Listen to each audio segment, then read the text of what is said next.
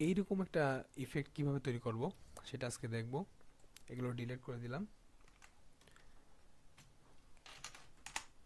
And এখন একটা rectangle টুল নিয়ে নিব আমার আর্টবোর্ড অনুযায়ী, যেমন 4000 × 2000। সো আমার আর্টবোর্ডটা হচ্ছে 4000 × 2000 পিক্সেল। ওকে। অ্যান্ড এটা আর্টবোর্ডের সাথে অ্যালাইন করে নেব। তো আর্টবোর্ডে এখানে একটা গ্রেডিয়েন্ট দেওয়া আছে, আপনারা আপনাদের অনুযায়ী গ্রেডিয়েন্ট দিয়ে নেবেন। সো এটাকে একটু এডিট করার প্রয়োজন আছে, একটু এডিট করে নিচ্ছি।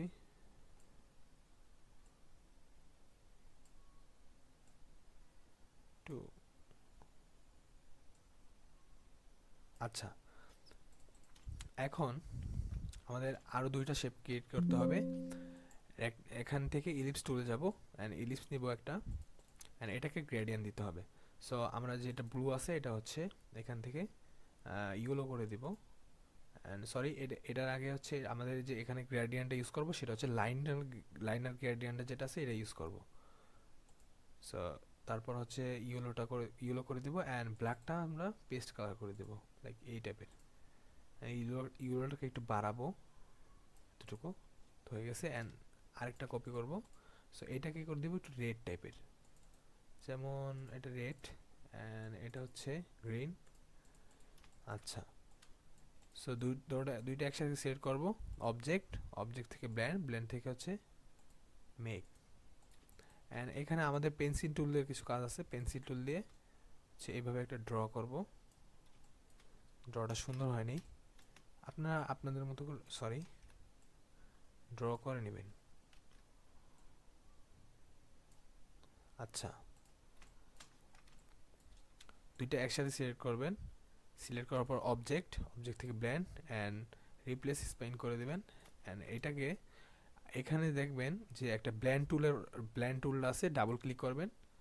ডাবল ক্লিক করার পর স্মুথ কালার থেকে আমরা স্পেসিফাইড স্টেপ দিয়ে দিব, অ্যান্ড ভ্যালু দিয়ে দিব হচ্ছে 600। ওকে, এটা কিন্তু ক্রিয়েট হয়ে গেছে।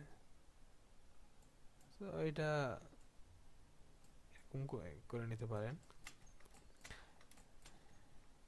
তারপরে এই যে ব্যাকগ্রাউন্ড আছে এটা একটা কপি করব, control C, control F, copy করে এটাকে arrange, bring to front and স্টকে দিয়ে দিব। শিফট X দিলে আমরা কিন্তু এটা স্টক হয়ে গেছে। সো স্টক হওয়ার পর শিফট দিয়ে এটাকে সিলেক্ট করব অ্যান্ড ক্লিপিং মাস্ক করে দিব। অ্যান্ড আপনি চাইলে এটাকে কিন্তু কালারও চেঞ্জ করতে পারবেন, যেমন হচ্ছে ইরেটে যাবেন, এর থেকে ইরেট কালার্স অ্যান্ড রিকোয়াল আর্টওয়ার্ক। সো এইটা থেকে কিন্তু আমি কালারটা চেঞ্জও করতে পারবেন, এইভাবে।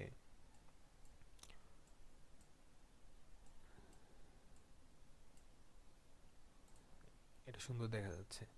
সো এইভাবে কিন্তু আপনি কালারও চেঞ্জ করতে পারবেন।